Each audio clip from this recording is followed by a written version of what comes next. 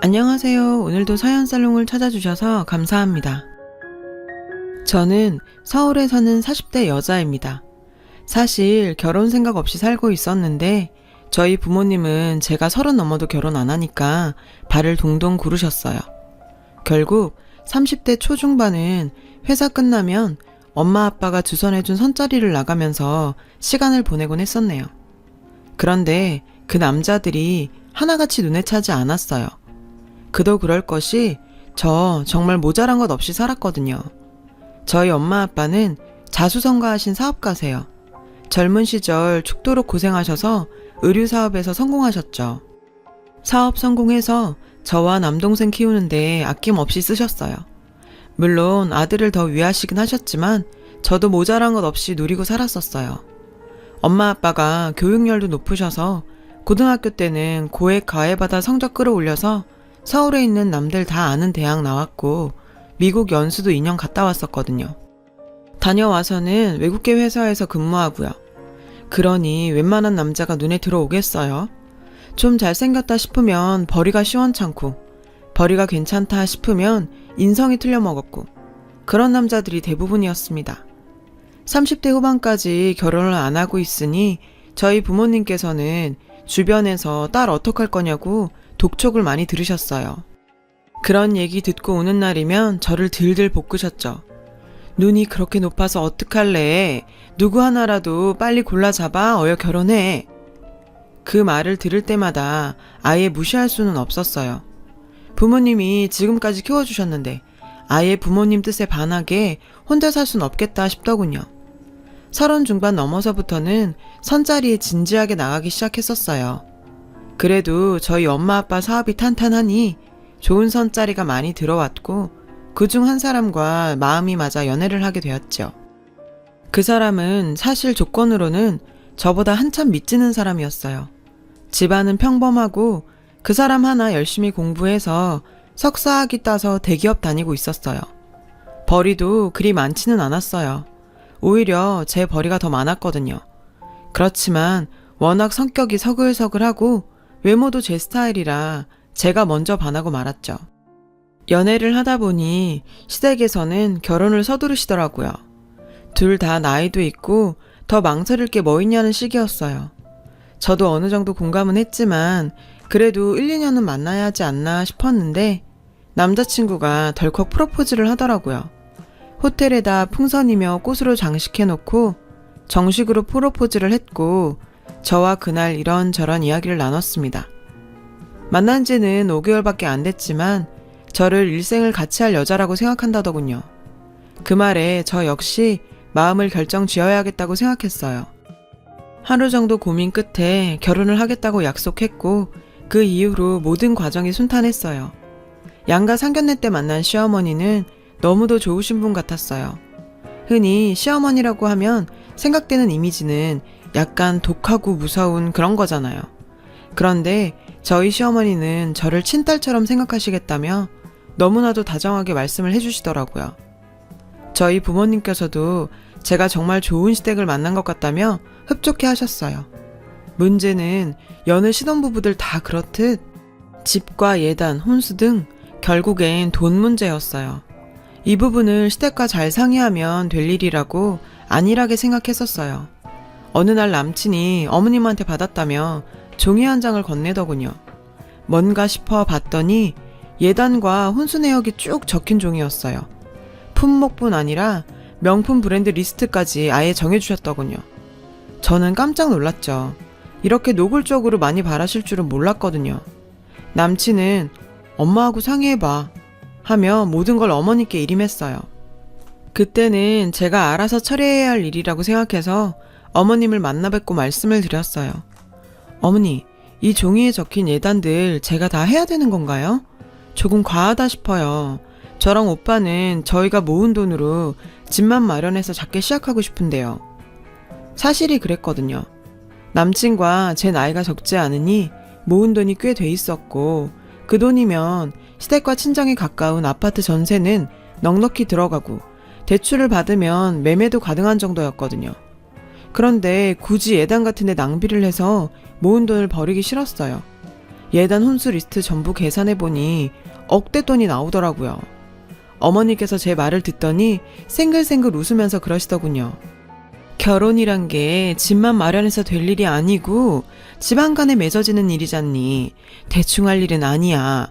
요새 아무리 간소화해서 결혼한다지만 그건 돈 없는 사람들이나 그렇게 하는 거고 우린 사정이 다르잖아. 너희 친정에서 도와주시지 않겠니? 이 말을 듣고 저는 더욱 당황했습니다. 저희 친정이요? 저는 친정부모님 도움은 안 받으려고 했는데요. 어머 얘, 부모님께서 그런 뜻인 거니? 아니면 내 뜻이 그런 거니? 부모님 생각은 다르실 거다. 하나밖에 없는 딸 시집 보내는데 모자란 것 없으신데 왜 그냥 맨몸으로 시집 보내려고 하시겠어? 부모님과 상의해서 예단 잘 마련해봐. 요새 아들 장가 보내면서 그 정도 안 받는 집은 없다더라. 내가 과하게 요구한 거 아니다.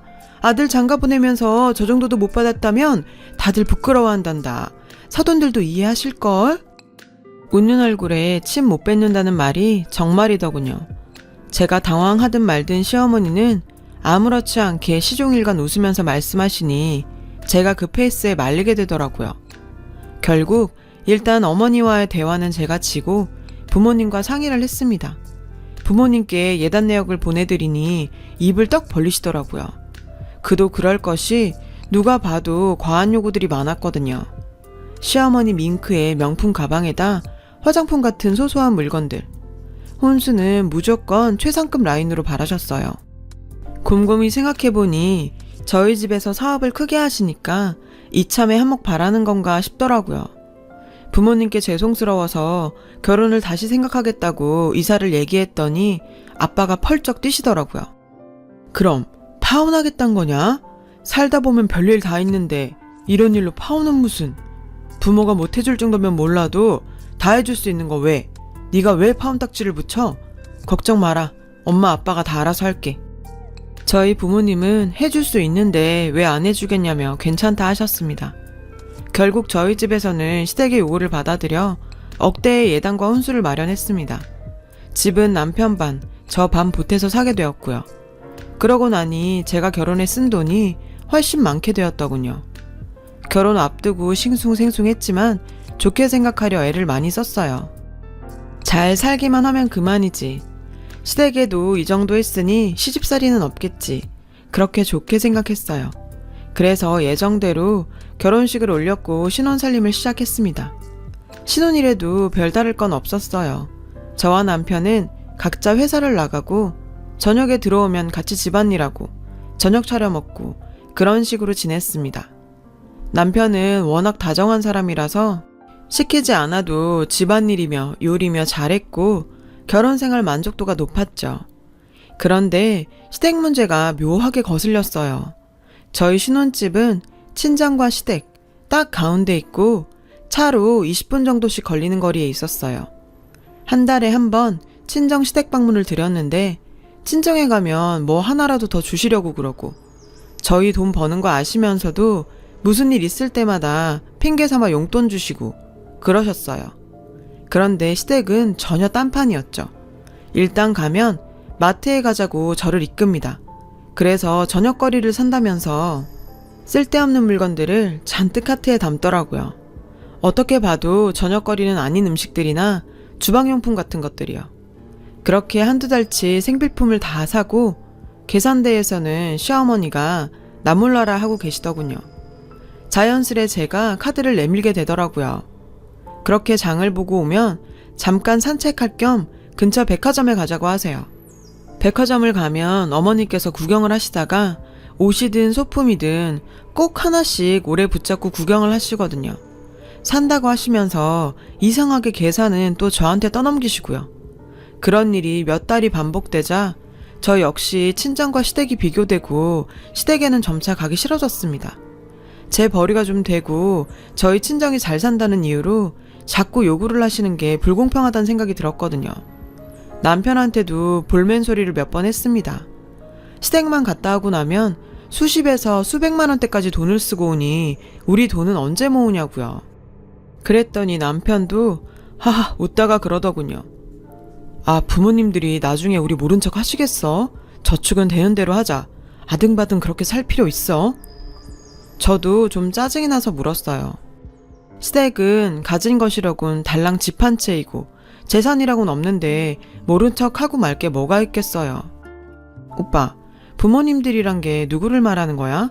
오빠네? 우리 친정? 어머님 아버님은 우리한테 물려주실 것도 없잖아. 결국 다 우리 집에 기대게 되는 거잖아. 아, 그런 게 아니고. 알았어. 우리 부모님도 생각이 있으시겠지. 지금은 능력 좋은 며느리 얼마 전에 들여서 들뜨셔서 그래. 내가 잘 얘기해 볼게. 그렇게 어물어물 넘어갔습니다. 그렇지만 그 이후로도 별반 달라지는 건 없었어요. 시간이 지나면서 나아지기는커녕 대놓고 생활비나 용돈도 달라고 요구하시더라고요.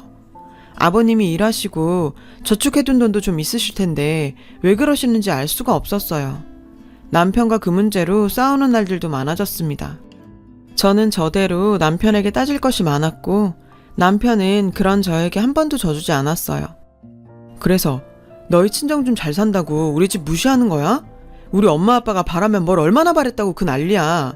나도 남자고 자존심이 있지. 처가에 대해 손 벌릴까봐 그러냐? 야, 걱정 마. 너희 집 돈 더러워서 안 써. 이렇게 나오니 저도 참 결혼 생활이 암담해지더라고요. 부모님께는 말씀도 못 드렸죠. 이런 사실 알면 얼마나 속상하시겠어요. 그래서 한동안 친정도 시댁도 가지 않고 지냈어요. 시댁에는 남편 혼자 갔다 오거나 말거나 내버려 두고 친정에는 제가 가끔 전화 연락이나 드리고 그랬죠. 엄마 얼굴 보면 속상한 심정 다 들킬까봐 제가 일부러 멀리 했었네요. 그런데 어느 날 친정엄마가 연락이 오셨어요. 집을 이사했다고 그러시더라고요.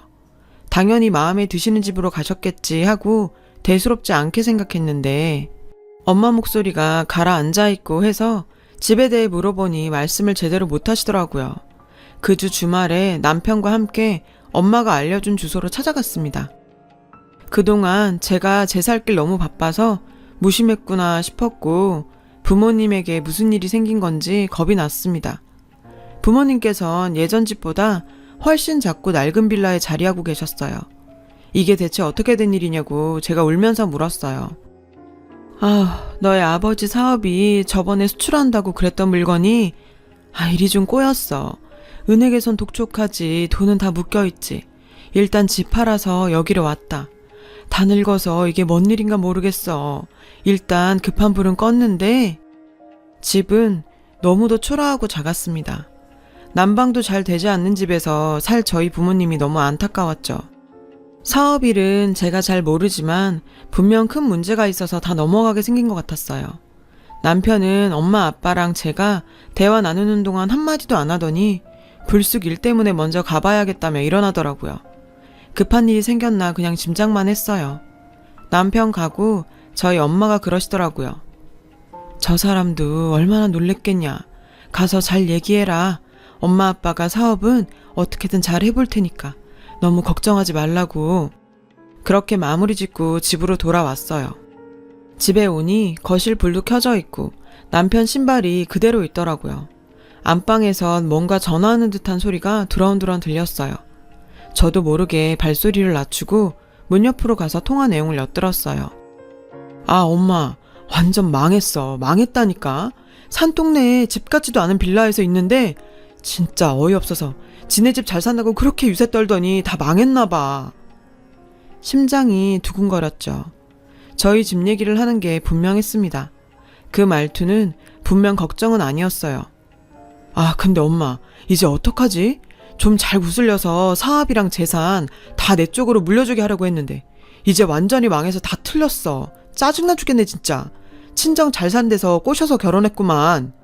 결혼한 지 얼마 되지도 않아서 다 망해갖고 이게 뭐야 진짜. 심장이 터질 듯 했습니다. 더 듣고 있을 수가 없어서 문을 박차고 들어갔더니 남편이 얼른 전화를 끊더군요. 그러면서 저를 힐끗 보더니 왜? 다 들었어? 이러더라고요. 제가 마구 악을 쓰면서 소리를 질렀어요. 야, 네가 인간이냐? 다 들었냐고? 그래 다 들었다. 너 같은 거랑 같이 못 살아. 나랑 결혼한 이유가 그거였어? 돈? 남편은 어이없다는 듯이 헛웃음을 지으면서 저한테 그러더군요. 야, 넌 조건 안 받냐? 나한테만 그러지 마. 서로 조건 따져서 선봐서 결혼한 거잖아. 가뜩이나 짜증나는데 왜 이래? 남편의 그런 반응에 견딜 수 없었던 저는 결국 그 길로 신혼집을 박차고 나왔습니다. 갈 곳은 친정밖에 없었죠. 친정에 가서 그동안의 일들, 남편이 했던 말들 모두 털어놓고 이혼하겠다고 말씀드렸어요. 요새 이혼은 흠도 아니고 저렇게 삐뚤어진 사람과 평생 살 순 없다고 단호하게 말씀드리니 이해하시더군요. 한숨 푹 쉬시면서 미안하다. 부모가 못나서 너까지 고생시키는구나 하시며 눈물 지으시는데 그날은 영영 잊지 못할 것 같아요. 저희 가족 모두 서로 부둥켜 안고 엉엉 울었어요. 바로 이혼 절차 밟기 시작했어요. 남편은 제가 이혼 얘기하니까 할 테면 하라 그러더군요. 자기도 미련 없다고요. 저희 집이 망했으니 미련이 없는 거였겠죠. 이혼이 생각보다 절차가 복잡해서 일단 별거 하는 걸로 정리해두고 저는 집으로 옮겼습니다. 부모님 옆에서 사업을 도와야 했거든요. 사업을 크게 하셨지만 아무래도 젊은 사람들 없이 두 분이서 주먹구구식으로 하신 부분들이 보이더라고요. 직원들도 두고 하셨지만 허점이 많았고요. 자료를 정리해보니 수출권은 손해를 보더라도 일단 접어두고 수출 때문에 등한시되었던 국내 판매에 힘을 써야 다시 일어날 수 있겠더라고요. 저랑 동생이 달라붙어서 홈페이지도 만들고 각 지역마다 다니면서 직접 티셔츠 등 단체로 입는 옷들도 홍보하고 인터넷 판매도 시작했습니다. 부모님은 그동안 알던 곳에만 고정적으로 납품을 하고 계셨거든요. 알고 보니 저희 물건이 좋다는 걸 알고 있음에도 접근성이 떨어져서 주문을 못했던 분들도 많더라고요. 그런 분들에게 더 다가갈 수 있게 인터넷 판매를 활성화시켰지요. 1년쯤 정신없이 지냈던 것 같아요. 남동생도 저도 원래 하던 일 다 접어두고 부모님 사업 다시 일으키는데 온 힘을 다했죠. 처음에는 길이 보이지 않는 느낌이었는데 어느 순간부터 일이 풀리더군요. 수출권의 손해를 국내 판매로 다 메꿀 수 있게 되었습니다. 저희 이야기는 업계에서도 유명하게 퍼졌어요. 다들 저희 망하는 줄 알았다며 대단하다고 웃더라고요. 일단 그렇게 사업이 좀 나아지자 낡은 집에서 다른 집으로 이사도 가능해졌어요. 집을 판 건 일단 급한 불을 끄려고 그랬던 거니까요. 예전보단 작지만 그래도 엄마 아빠 지내시기 편한 아파트 전세로 옮겼습니다. 그러는 동안 남편은 단 한 번도 연락이 없었어요. 그래도 같이 살던 사람인데 어쩜 그럴 수 있나 싶긴 했어요. 생각해보니 저는 그 사람에게 돈으로밖에 의미가 없었던 것 같더라고요. 이제 별거에서 이혼으로 정말 정리를 해야겠다는 생각이 들었습니다. 사업은 다시 일으켰지만 그래서 그 사람과는 더더욱 살기 싫어졌어요. 저희 집 어려울 때 같이 힘들어하고 슬퍼했다면 저희는 더욱 단단해졌겠지만 그 사람은 아니었잖아요. 전화해서 이제 이혼 절차 밟자니까 흔쾌히 응하더군요. 사업이 잘 된다거나 그런 얘기는 전혀 하지 않았습니다. 그러면 그 사람이 어떻게 돌변할지 알 수 없었으니까요. 서류들 다 제출하고 재산 나누고 그렇게 정리를 했습니다. 이혼 처리된 것을 보니 마치 꿈을 꾼 것 같더라고요. 남편이 제게 그런 흑심만 가지고 접근했을 줄은 정말 몰랐었거든요. 시댁 일로 서운했을 때도 그냥 남자들은 무심한가 보다 그렇게만 생각했죠. 한동안 싱숭생숭 지내고 있었는데 어느 잡지사에서 연락이 왔습니다. 최근에 인터넷 판매로 화제여서 인터뷰를 하고 싶다는 것이었죠. 사업 홍보에도 확실히 도움이 될 것 같아 흔쾌히 응했어요. 여성 잡지에 꽤 큰 기사로 날 것 같다고 하더라고요. 기자와 인터뷰를 하고 기사가 났다는 연락만 받고 너무 바빠서 그 기사를 제대로 보지도 못하고 지나갔었어요. 그런데 기사가 나고 얼마 후 남편이 전화가 왔습니다. 뭐 처리가 안 된 것이 있으니 지금 시댁으로 와달라고 그러더라고요. 뭐가 처리가 안 된 건데 이혼 다 끝났잖아. 전화로 얘기해. 아, 그럴 수가 없어. 이건 만나서 얘기해야 돼. 우리 집으로 와줘. 어? 꽤 간절하게 부탁을 하더라고요. 진짜 뭔가 이혼에 문제가 있었던 것이면 깔끔하게 처리하고 싶어서 일단 시댁으로 갔습니다. 남편도 집을 빼고 시댁으로 들어갔거든요. 시댁 식구들 보는 거 싫었지만 한사코 그쪽으로 와달라 해서 일단은 갔어요. 들어갔는데 시어머니가 활짝 웃으며 저를 반겨주시더라고요. 이혼한 며느리가 뭐 예쁘다고 반기는지 의아했는데 바로 그 이유를 알았습니다. 탁자 위에 제 기사가 나온 잡지가 떡하니 있더라고요. 잡지를 읽으신 거죠. 잡지에는 저희 회사 매출이며 그동안 있었던 일들, 다시 사업이 번창하는 얘기까지 전부 나와 있었거든요. 남편이 덜컥 무릎을 꿇더라고요. 자기야, 내가 정말 미안해. 자기도 알지? 내가 자기한테 잘하려고 그랬었는데 그때는 내가 미쳤었나 봐. 그냥 장인어른 걱정도 되고 그런 마음을 그렇게 표현했던 것 같아. 우리 다시 잘해보자. 어이없어 피식 웃었습니다. 그 속을 제가 모를까 봐요. 저희 시어머니도 제 팔을 붙들더니 저에게 애원하시더군요. 예, 그러지 말고 다시 생각해보자. 안 그래도 우리 애랑 너랑 이혼시키는 거 너무 속상했어. 너도 그렇지? 이혼 딱지 붙어서 좋을 게 뭐 있어. 이혼해서 여자 혼자 어떻게 살아. 우리가 잘못했다. 응? 마음 풀고 다시 잘 합쳐보자. 제 팔을 붙잡은 그 손을 거세게 뿌리쳤습니다. 잡지 보셨어요? 그래, 우리가 너무너무 잘못했지. 어려울 때 같이 도왔어야 하는 건데 우리 애 엄청 야단쳤어. 장인어른 사업 그렇게 되었으면 사위가 도와야 한다고. 아직 젊고 살 날 많잖니? 서로 이해하고 다시 잘 살아보자. 말 같지도 않은 소리였죠. 제가 미쳤나요? 그 속으로 다시 들어가게요. 이혼 경력 저는 아무렇지 않아요. 어차피 처음부터 혼자 살 생각이었고 차라리 잘 됐다 싶기도 했어요. 연애만 해도 그만이고 그러다 결혼할 수도 있겠지만 전 남편과 재결합은 절대 있을 수 없는 일이었죠. 이제 와서 구질구질하게 이러는 거 진짜 꼴불견인 거 아세요? 오빠, 그만 일어나. 무릎 아니라 뭘 꿇어도 내 마음 변하지 않아. 어머니도 정신 차리세요. 거지근성 좀 고치고 사시고요. 제가 독하게 말했음에도 자존심은 개나 져버렸는지 저를 계속 붙잡고 얘기를 해보자는 둥 다시 생각해달라는 둥 매달리더군요. 이미 정리 다 됐는데 제가 생각할 게 뭐 있나요? 뿌리치고 나오려니 뒤에서 어머니가 주저앉아서 엉엉 우는 소리가 들리더군요. 얼마나 고소하던지요.